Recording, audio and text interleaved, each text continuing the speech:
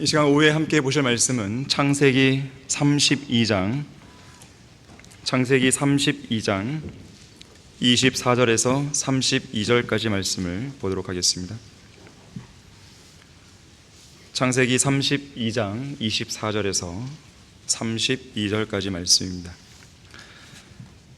24절에서 야곱이 홀로 남았는데 어떤 사람이 거기서 야곱과 날이 셀 때까지 맞붙어 싸우다가 그 사람이 야곱을 이기지 못하는 것을 알고는 야곱의 넓적다리에 우묵한 것을 치니 야곱의 넓적다리에 우묵한 곳이 그와 싸울 때에 위골되었더라.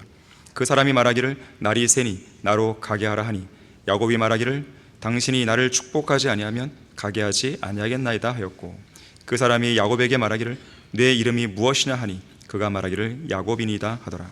그 사람이 말하기를 내 이름이 더 이상 야곱이라 불리지 아니할 것이요 이스라엘이라 불리리라. 이는 내가 통치자로서 하나님과 사람들과 더불어 겨루어 이겼음이니라 하니, 야곱이 그에게 물어 말하기를 내가 간구하오니 당신의 이름을 말해 주소서 하니 그가 말하기를 어찌하여 내 이름을 묻느냐 하며 거기에서 야곱을 축복하더라. 여기서 이름을 말하지 않았지만 이름이 암시되는데요, 30절에 하나님의 이름이 나옵니다. 그러므로 야곱이 그곳의 이름을 푸니엘이라 하였으니 이는 내가 하나님을 대면하여 보았지만 내 생명이 보존되었도다 함이더라. 그가 푸누엘을 통과할 때에 해가 그 위에 솟았고 그는 그의 넓적다리를 절뚝거렸더라. 그러므로 이스라엘 자손들이 오늘까지도 넓적다리에 우묵한 곳에 있는 줄어든 큰 힘줄을 먹지 아니하였으니 이는 그 사람이 야곱의 넓적다리에 우묵한 곳을 쳐 큰 힘줄이 줄어들었기 때문이라. 자, 말씀을 위해 다 같이 기도하겠습니다. 위대하신 아버지 하나님, 저희들에게 바른 성경인 한글 킹제임스 성경을 주시고 이 성경 안에 펼쳐놓은 푸른 초장으로 저희들을 인도해 주셔서 감사드립니다. 우리가 말씀의 꼴을 잘 먹고 든든히 먹어서 주님의 위대한 또 신실한 일꾼들로 성장해 나갈 수 있도록 역사해 주십시오. 이 시간 마귀가 어떠한 형태든지 우리가 말씀을 받는 데 있어서 방해하지 못하도록 막아주시고 이 말씀 하나하나가 우리 마음속에 깊이 새겨질 수 있도록 역사해 주십시오.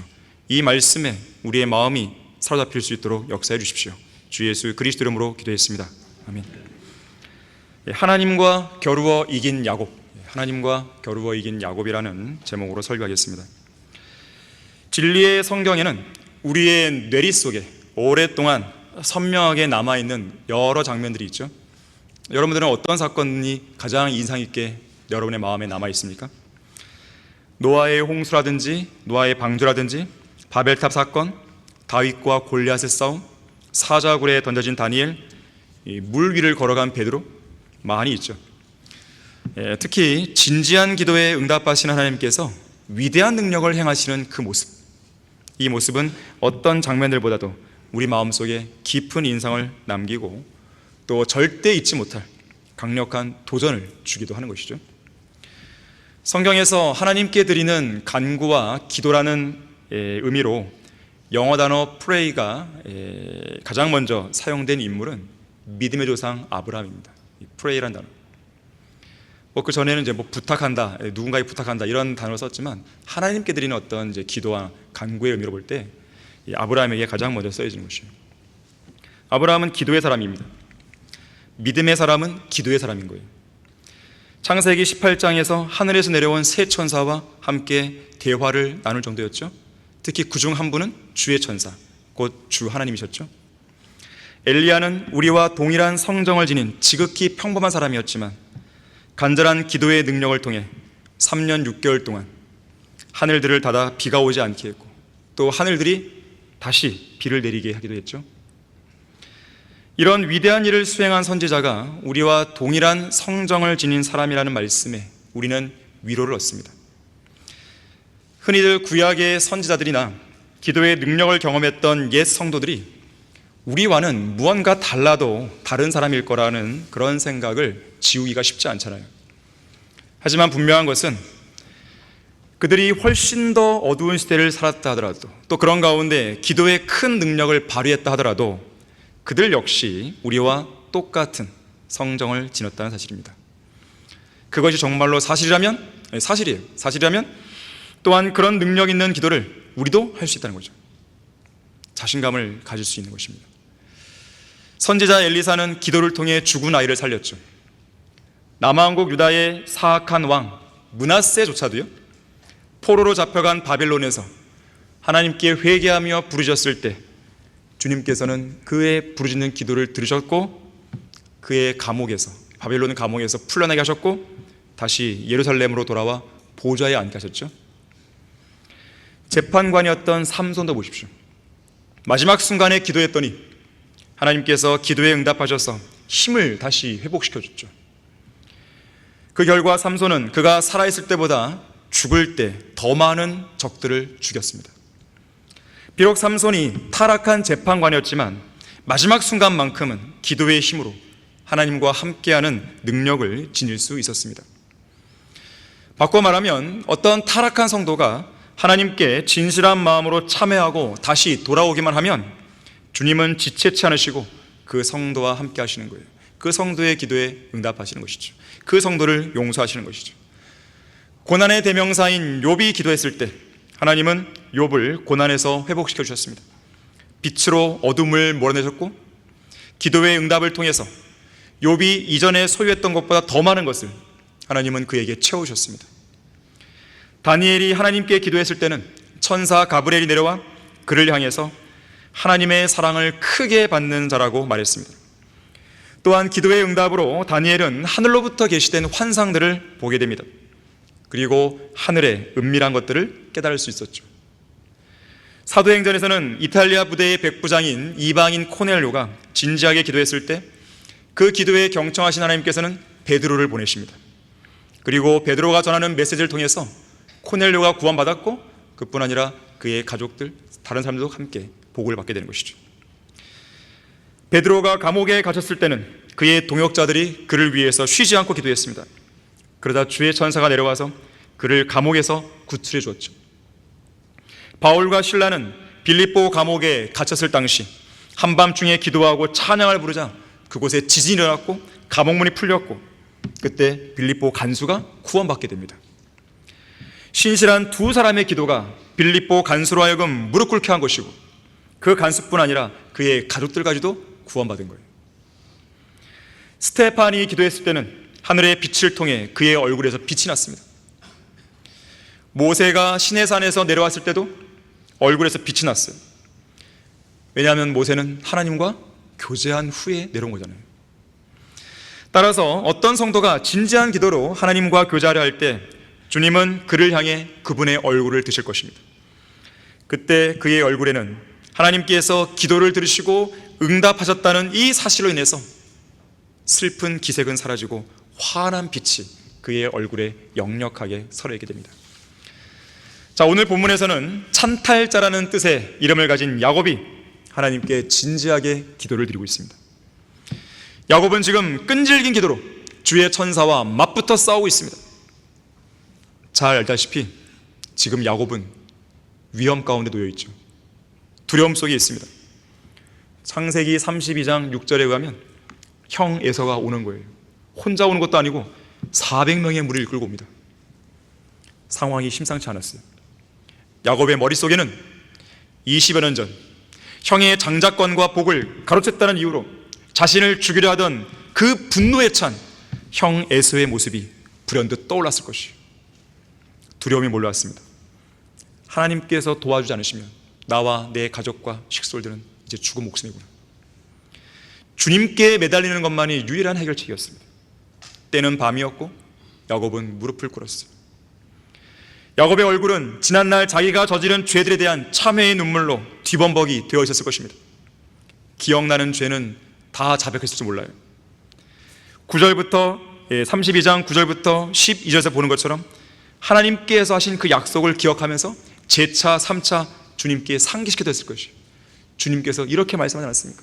주님께서 이렇게 말씀하지 않았습니까?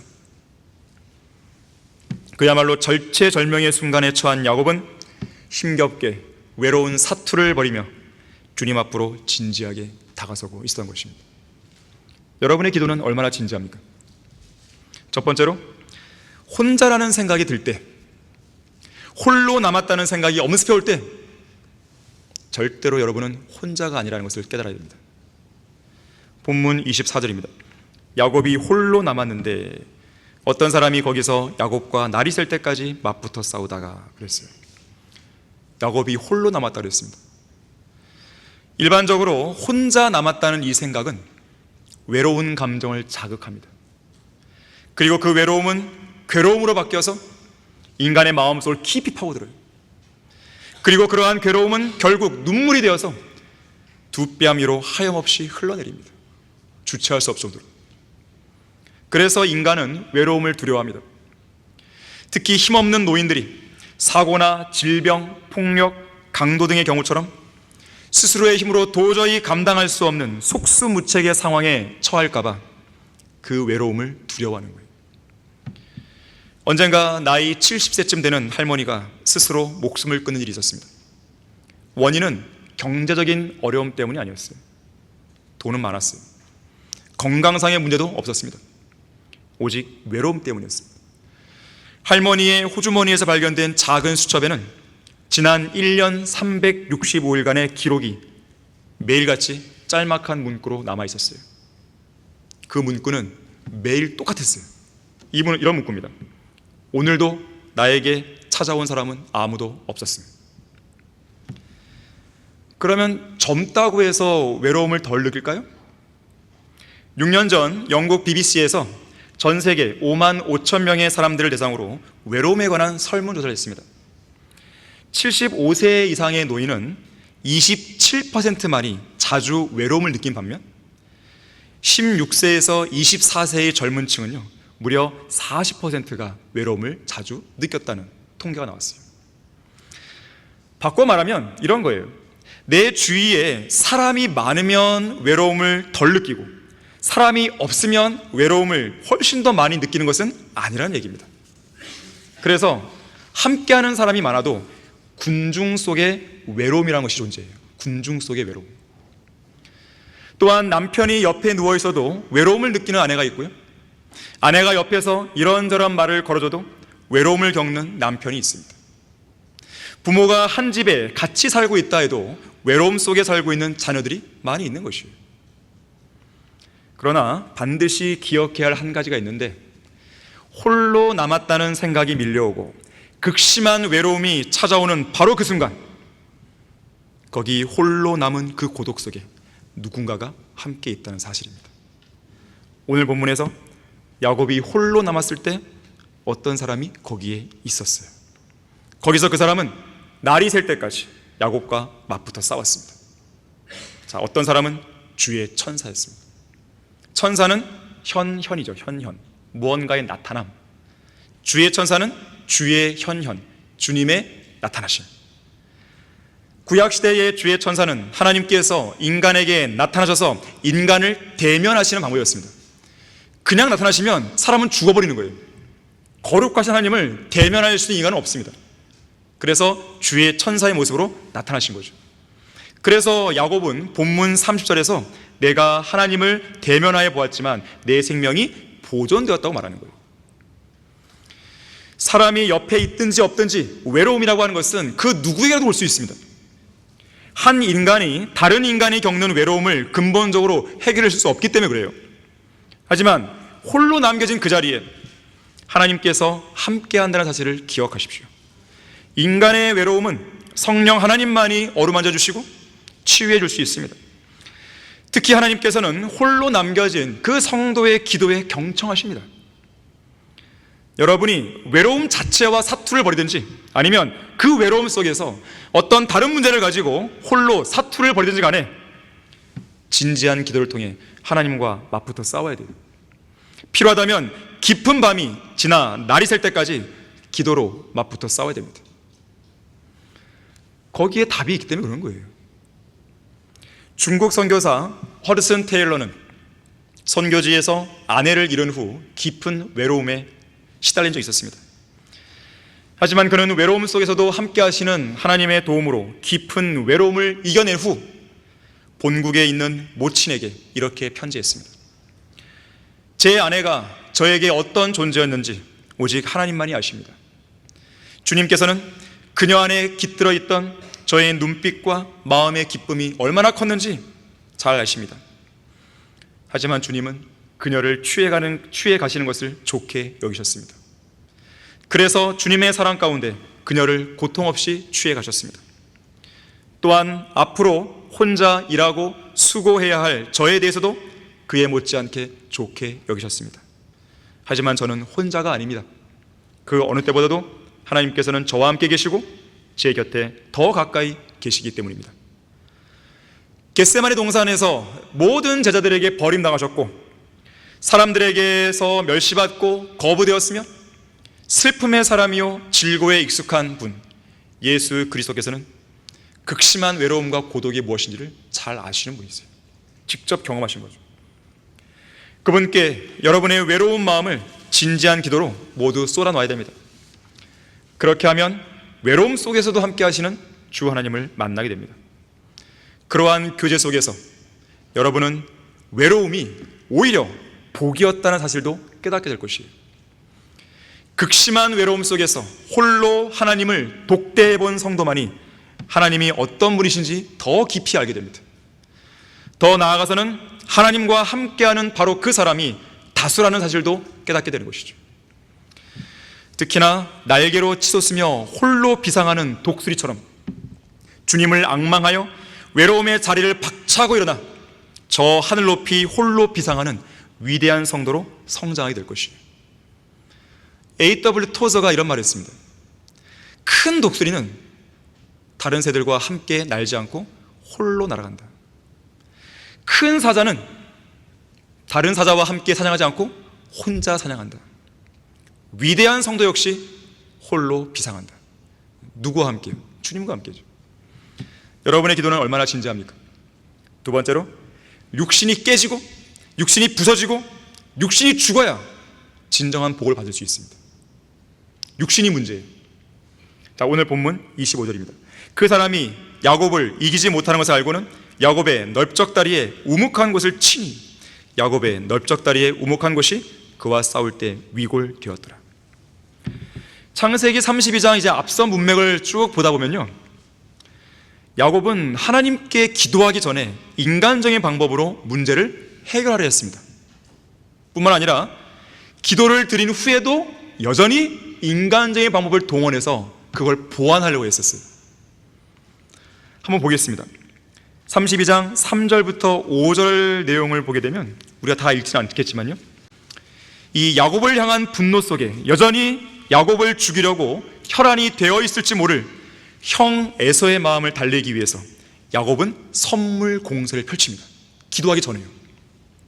특히 5절에서 소들, 나귀들, 양떼들, 남종들, 여종들을 보내서 형 에서의 마음을 얻으려 했어요. 하지만 돌아온 소식은 뭐였습니까? 오히려 야곱이 듣기에는 나쁜 소식이었습니다. 6절에서 신부님꾼들이 야곱에게 돌아와서 말하기를 우리가 당신의 형 에서에 갔더니 그도 400명을 데리고 당신을 만나러 오더이다.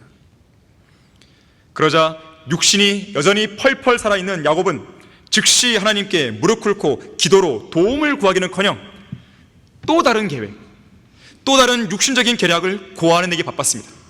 7절과 8절에서 일행을 두 그룹으로 나누는 것이죠. 자, 이렇듯 오늘날 육신적인 그리스도인들도 무릎을 꿇고 기도해야 할 그 순간에 인간의 지혜에 따른 어떤 계획이나 육신적인 프로그램이나 계책들을 짜내느라 시간만 낭비하고 있죠. 그런데 야곱은 무슨 생각이 든지 9절부터 12절에서 진작 좀 더 일찍 마땅히 있었어야 할 기도의 자리로 돌아옵니다. 특히 9절과 12절에서는 하나님께서 하신 약속을 상기시켜드려요. 주님께서 이렇게 말씀하지 않았습니까? 10절에서는 자신이 얼마나 무가치하고 불의한 존재인지를 인정합니다. 그리고 하나님의 선하심과 베푸심에 대해 감사를 드리는 것이죠. 사람들이 절체절명의 상황에 놓이게 되면 있는 감사 없는 다 꺼내갖고 막 감사합니다. 막 그때만. 또 죄들도 막 생각해내요. 막 평상시에 가만히 있다가도 죄가 있으면 주님께서 기도를 안 듣는다는 걸 그래도 알고 있기 때문에 그런 거예요. 그래도 그나마 나은 것이에요. 그건요. 그래도 무슨 배짱이라고 어떤 사람은 아예 그것도 안 하잖아요. 지금 야곱이 그런 심정이에요. 그리고 11절에서는 자신의 마음속에 담긴 간절한 기도 제목을 하나님께 있는 그대로 쏟아놓습니다. 내가 주께 간구하오니 나의 형 에서의 손에서 나를 구하소서. 내가 그를 두려워하는 것은 혹 그가 와서 나와 처자들을 칠까 함이니이다. 하지만 야곱은요, 여전히 육신이 살아있습니다. 이렇게 기도를 드린 후에도 인간적인 지혜와 육신의 방법을 포기하지 않아요. 기도만으로는 부족하다고 생각했는지 13절, 이어지는 13절부터 21절까지 짐승들을 하나, 둘, 셋, 넷, 5무리로 나눠서 형 에서에게 차근차근 하나씩 보내는 거예요. 이것은 에서의 분노를 푸는 데 사용될 일종의 뇌물들이었습니다. 야곱은 이 뇌물의 행렬이 분노로 가득 찬 에서의 마음을 풀어주는데 유용할 것으로 생각했던 것이죠. 아니, 앞에 아까 기도했는데도 불구하고 첫 번째 선물, 나를 죽이려는 형의 감정이 누그러질 거야. 두 번째 선물, 이제는 형의 분노가 가라앉을 거야. 세 번째, 네 번째, 그리고 마지막 5번째 선물이 도착했을 때 이제는 그 분노가 나를 향한 감사로 바뀌었을 거야. 야곱의 착각이죠. 야곱의 모든 수고와 노력은 아무 쓸모가 없다는 것이 판명됩니다. 하나님은 야곱의 계획을 안 사용하셨어요. 철저히 무시합니다. 왜냐하면 400명이 오든 안 오든 이미 하나님께서는 그분의 능력으로 에서의 감정을 누그러뜨리신 거예요. 분노로 가득 찬 에서의 마음을 이미 달래놨어요. 그 선물이 없어도. 이제 하나님께서는 여전히 육신이 펄펄 살아있는 야곱의 육신을 직접 다루십니다. 그의 육신의 일부를 치신 거예요. 야곱의 넓적다리가 위골된 거죠. 넓적다리가 위골되었을 때 엄청난 고통을 느꼈을 것이에요. 이 위골될 때 러커만 목사님의 설명에 따르면 뼛속에 있던 힘줄이 바깥으로 튀어나온다고 그래요. 특히 콜레라에 심하게 걸린 환자가 마지막 순간에 나타나는 증상이 주로 이런 증상이라고 해요. 자, 이제 넓적다리에 우묵한 곳이 위골된 야곱은 더 이상 그 어디로도 자유롭게 도망갈 수 없었어요. 자, 20년 전에는 어땠습니까? 형 에서를 피해서 도망갔잖아요. 근데 이제는 도망가고 싶어도 못 도망갑니다. 이제 야곱은 육신적인 모든 노력을 다 내려놔야 할 때가 된 거예요. 연약한 인간은 육신적으로 더 이상 아무것도 할 수 없는 그 상태에 이르렀을 때야 비로소 전능하신 하나님만 전적으로 신뢰하고 의지하게 됩니다. 그렇게 하는 것만이 문제에 대한 유일한 해결책이요, 온전한 복을 받을 수 있는 유일한 길이라 생각하게 되는 것이에요. 다시 말하자면 하나님께서는 야곱으로 하여금 주님만을 신뢰하게 하도록 야곱에게 궁극적인 복을 주려고 그의 육신을 치신 겁니다. 이처럼 거듭난 그리스도인들도 온전한 복을 받기 위해서는, 온전한 기도의 응답을 받기 위해서는 때때로 완전히 무기력한 상태로 내몰 때가 있습니다. 오직 주님께만 매달릴 수밖에 없는 그 밑바닥 상태에 이르러서야 비로소 하나님을 매달리게 되는 것이죠. 하나님께 매달리는 것이죠. 그때까지 그 육신은 깨지고 부서지고 심지어 죽기도 하는 것이죠. 기드온의 300용사를 생각해 보세요. 전쟁에서 승리하기 위해 그들의 손에 들었던 항아리를 깼습니다.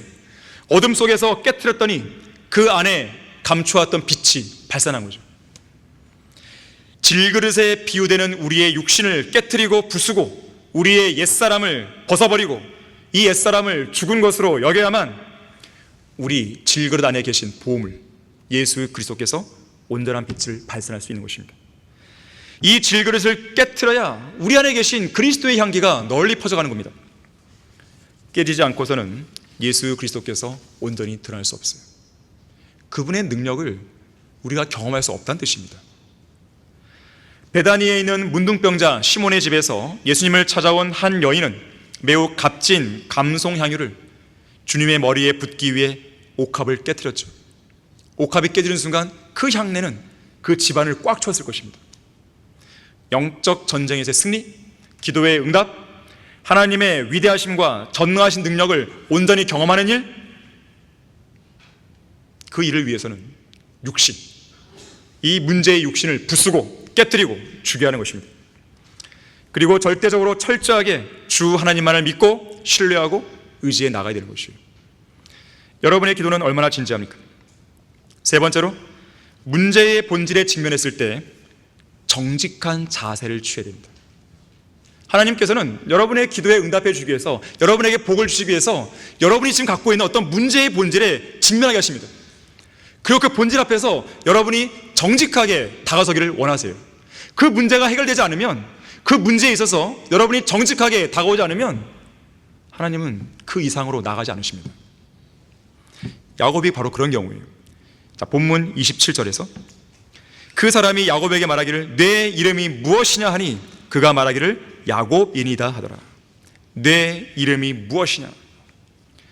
이 질문은 그동안 야곱이라는 이름의 뜻대로 찬탈자로 살아왔던 야곱의 생애에서 야곱으로 하여금 자신의 참 모습과 대면하게 만드는, 찬탈자라는 그 참 모습과 대면하게 만드는, 야곱의 가장 아픈 부위를 찌르는, 전곡을 찌르는 그 질문이었습니다.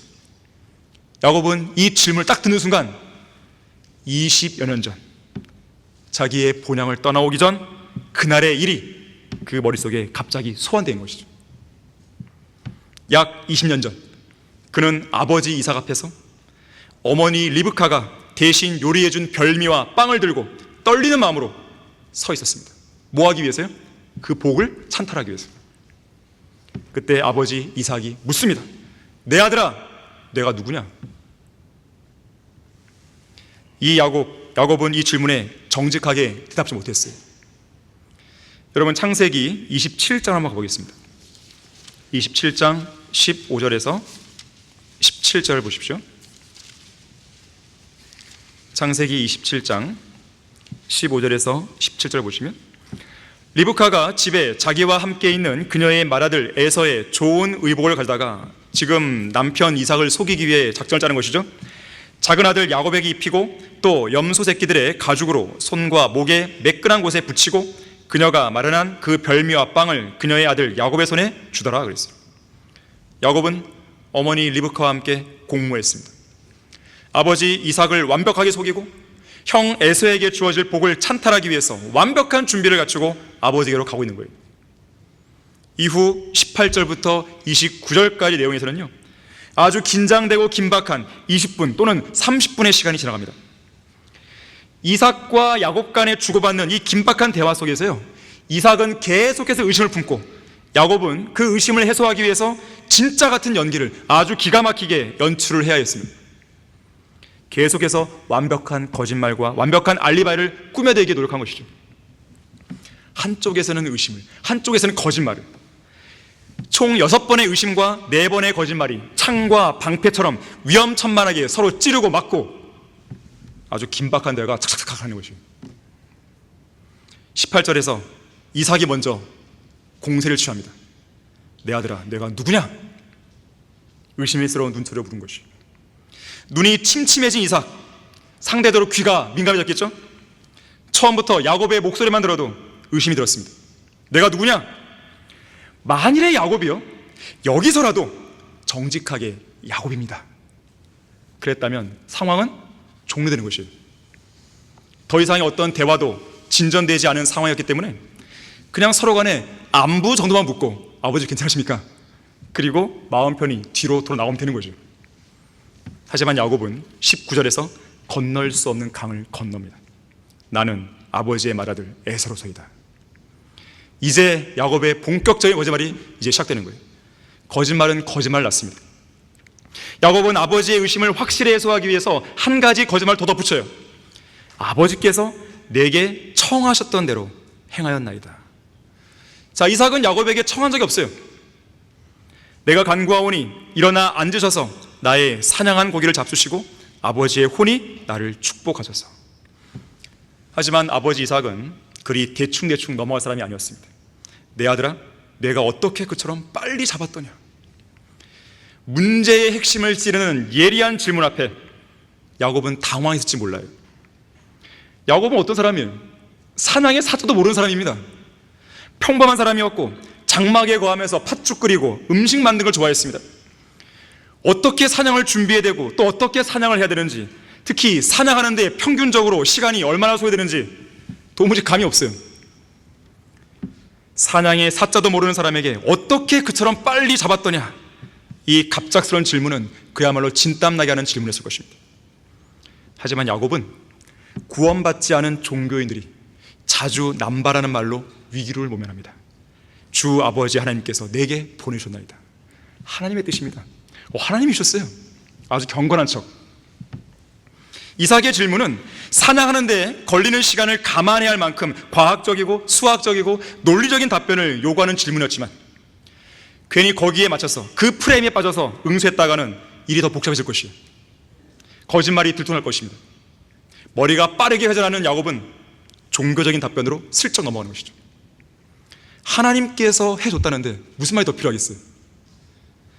야곱의 거짓말의 강도가 그 짧은 순간에 엄청나게 강화되고 간결해 버린 것이죠. 하지만 이삭은 계속해서 의심과 경계를 늦추지 않습니다. 역시나 의심할 수밖에 없는 모든 문제의 핵심은 목소리에 있었어요. 목소리. 21절 보세요. 이삭이 야곱에게 말하기를 내가 원하노니 내 아들아 내게 좀 가까이 오너라. 긴장감이 올라갑니다. 내가 과연 내 아들 에서인지 아닌지를 만져보려 하더라. 이 초근접 상태, 어쩌면 야곱은 아버지와의 거리가 가까워졌을 때 초긴장 상태로 접어들었을지 모릅니다. 22절 23절이에요. 야곱이 자기 아비 이삭에 가까이 가니 이삭이 그를 만지며 말하기를 목소리는 야곱의 목소리인데 손은 에서의 손이다 하며 이삭이 그를 분별하지 못하더라. 이는 그의 손이 그의 형 에서의 손같이 털이 있기 때문이더라. 그러므로 이삭이 그를 축복하더라. 이 장면에서 어떤 사람이 저에게 묻더라고요. 아니 아무리 눈이 안 좋아도 그렇지 이렇게 가까운 상황에서 어떻게 에서와 야곱을 구하지 못할까? 실마리가 있어요. 에서와 야곱은 쌍둥이입니다. 쌍둥이니까 모르죠. 가까이 있어도. 자, 24절에서요 이삭은 마지막으로 한 번 더 묻습니다. 내가 정말 내 아들 에서냐? 그러자 야곱은 마지막으로 의심의 종지부를 확 찍기 위해서 결정타를 내립니다. 그러하니이다. 그러하니이다. 결국 이삭은 야곱이 가져온 음식을 먹고 야곱을 축복합니다. 자, 이제 야곱의 그 생각은, 과거에 떠올랐던 그 생각은 다시 오늘로 돌아오는 거예요. 약복강, 주의 천사와 대면하고 있는 현재 시점으로 돌아옵니다. 질문이 던져집니다. 내 이름이 무엇이냐? 아버지 이삭이 던졌던 질문과 똑같은 것이에요. 야곱은 더 이상 자신을 속일 수 없었어요. 야곱은 에서가 아니에요. 이 질문에서 나는 에서입니다, 그렇게 할 수 없어요. 드디어 자신의 참모습을 정직하게 인정해야 할 순간이 온 것입니다.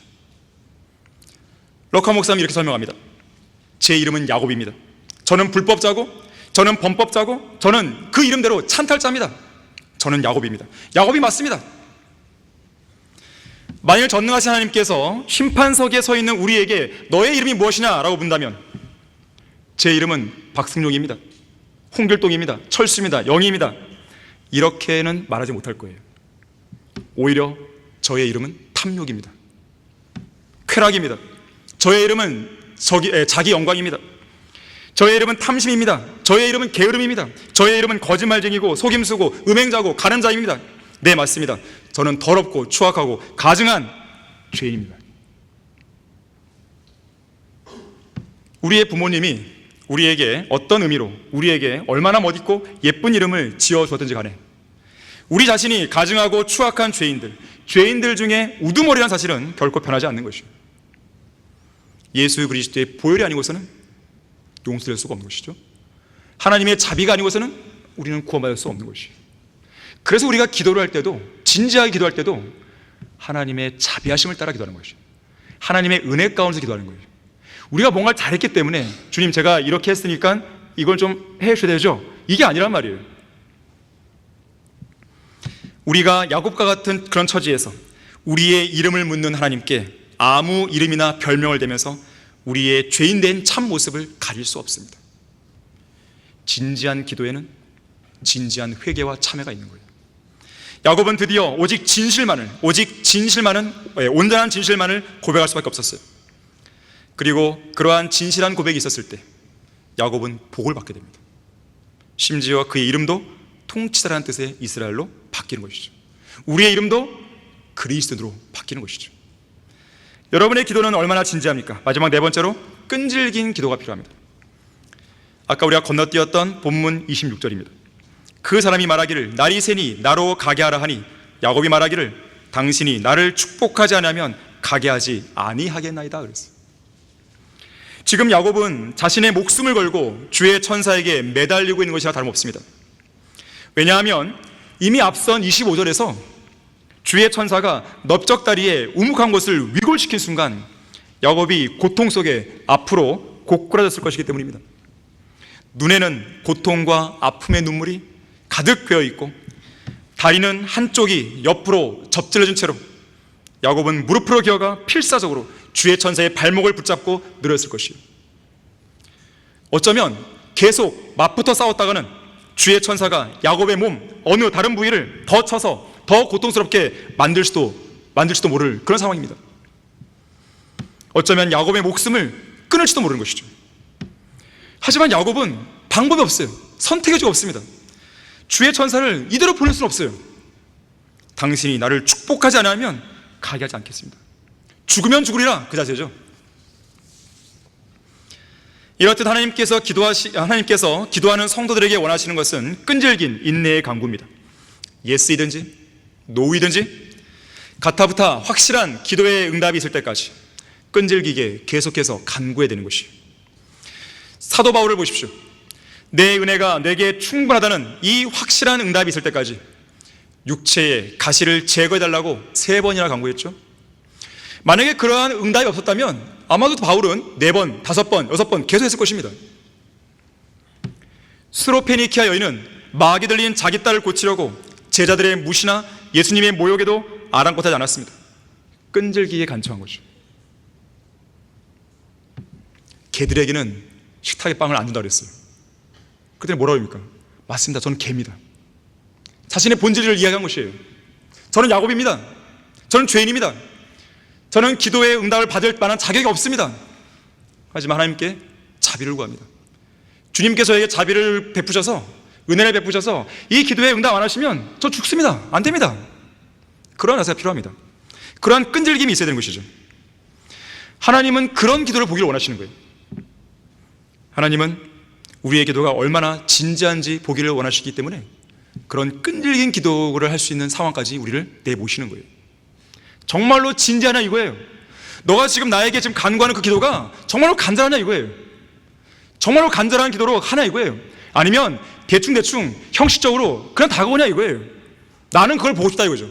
너의 진정성을 보여주라는 거예요. 그 진정성, 그 간절한 기도는 끈질긴 기도로 보여주는 거예요. 끈질긴 기도는 간절한 기도에서 나옵니다. 간절해야 끈질기게 기도하는 겁니다. 엘리야를 보세요. 엘리야 비가 올 때까지 무릎 사이에 머리를 딱 집어넣고 계속 기도한 거예요. 7번이나 종에게 가서 보고라고, 구름이 뜨는지 보고라고 계속해서 간절히 기도한 것이죠. 응답을 받기 전에는 무릎을 펴지 말라는 이야기가 있어요. 그거는 엘리야를 두고 한 말이에요. 엘리야에게서 나온 말이에요. 응답 받을 때까지 고개를 딱 무릎에 놓고 계속 기도한 거예요. 끈질기게. E.M. 바운스가 이렇게 말합니다. 결심이 희미하고 약한 기도와 참을성이 없고 소심한 기도는 응답받기가 힘들다.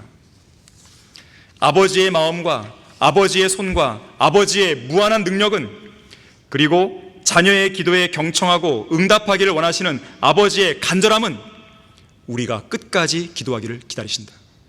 하나님을 향한 우리의 마음이 간절하고 뜨겁게 움직일 때 우리는 끈질긴 기도를 드릴 수 있다. 끈질긴 기도는 약해지거나 지치지 않는다. 우리는 끈질기게 기도할 때 낙심하지도 않고 겁먹지도 않는다. 끈기 있는 기도는 절망을 모르는 소망과 무너질 줄 모르는 믿음을 통해 날마다 새로운 힘을 공급받는다. 이러한 기도는 하나님의 때를 기다릴 줄 아는 지혜와 계속 버틸 수 있는 담대함을 갖게 해주며 기도를 포기하겠다는 생각을 추호도 하지 않는다. 응답받기 전에는 무릎을 펴고 일어나는 법이 없는 것이다. 오늘 본문의 야곱은 이 프니엘에서 하나님의 천사와 끈질기게 맞붙어 싸웠고 그 결과 하나님을 겨루어 이겼다는 위대한 간증을 지니게 되는 것입니다. 결론적으로요, 진지한 기도는 끈질긴 기도입니다. 끈질긴 기도는 반드시 기도의 응답을 낳습니다. 사무엘상 28장에 나오는 사울이나 누가복음 23장에 나오는 헤롯이나 요한복음 18장에 나오는 빌라도처럼 전혀 진지하지 않은 자세로 하나님께 또는 예수님께 무언가를 요구해서는 어떤 응답도 못 받습니다. 말씀을 깨닫는 것도 마찬가지예요. 간절한 마음이 있어야 하나님은 조명해 주시는 거예요. 내가 정말 알고 싶습니다. 눈물로 흘리면서 깨닫게 해주십시오. 그래 보십시오. 하나님도 조명해 주시죠. 기도도 마찬가지예요. 맞붙어 싸우다를 영어 단어로 보니까 레슬이에요. 레슬링 아시죠? 레슬링 하는. 참된 기도는 제대로 맞붙어 싸우는 레슬링이지 경건의 모양처럼 레슬링을 흉내내거나 연기하는 게 아닙니다. 미국에는 그런 사람들이 많죠. 싸우는 척하는 것은 끈질기 기도가 아닙니다. 싸우다 마는 것도 끈질기 기도가 아니에요. 그런 기도로는 어떤 응답도 받을 수 없습니다. 끈질긴 기도에는요, 끈질긴 믿음이 요구됩니다. 조지 뮬러는 믿음에 대해서 이렇게 말했어요. 믿음은 예수 그리스도께로 향해 가는 발과 같다. 절뚝거리는 발이라도 여전히 발이다. 튼튼한 발보다는 천천히 가겠지만 언젠가는 도착하기 때문이다. 끈질긴 믿음이죠. 그래서 믿음은 가능성의 영역에서는 작동하지 않는다. 인간적으로 가능해 보이는 그 일에서는 하나님께 영광이 돌려지지 않기 때문이다. 따라서 믿음은 사람의 능력이 끝나는 데서 시작된다 그랬어요. 아도니람 저드슨도 이렇게 말합니다. 어떤 것이든 내가 진심으로 또 간절히 기도했을 때 그것은 결국 응답으로 돌아왔다. 우리의 기도가 달라져야 됩니다. 야곱과 같은 기도를 드려야 됩니다. 야곱처럼 주의 천사와 맞붙어 싸워 이길 수 있는 기도를 드려야 됩니다. 필요하다면 날이 셀 때까지 맞붙어 싸워야 되는 것이죠. 기도의 모든 것이 달려있는 것처럼 기도의 모든 것을 걸어야 돼요. 지금부터라도 기도 응답을 통한 하나님의 위대한 역사와 살아있는 간증을 하나씩 쌓아 나가야 됩니다. 기도 응답에 관한 한 주님께서 보시기에 기념비적인 금자탑을 세울 수 있는 여러분 모두가 되기를 바라겠습니다. 자, 기도하겠습니다. 모든 찬양과 영광 가운데 거하시는 아버지 하나님, 오늘 우리는 두 번의 영과 진료 드리는 경배를 통해서 주님을 기쁘시게 드렸습니다. 저희들의 부족한 부분들 주님은 너무나도 잘 아십니다. 저희들은 주님의 도우심이 없이는 단 한순간도 살 수 없음을 다시 한번 고백드립니다. 우리의 기도가 달라질 수 있도록 도와주십시오. 우리 성도들의 기도가 더 끈질기고 더 진지하고 더 간절할 수 있도록 역사해 주십시오. 그냥 한 번 기도하고 그냥 기도 제목을 잊어버리는 것이 아니라 끈질긴 간구를 통해서 하나님께서 이 기도에 이렇게 응답해 주셨다는 그런 놀라운 간증들을 우리 안에 간직할 수 있도록 도와주십시오. 주 예수 그리스도 이름으로 기도했습니다. 아멘.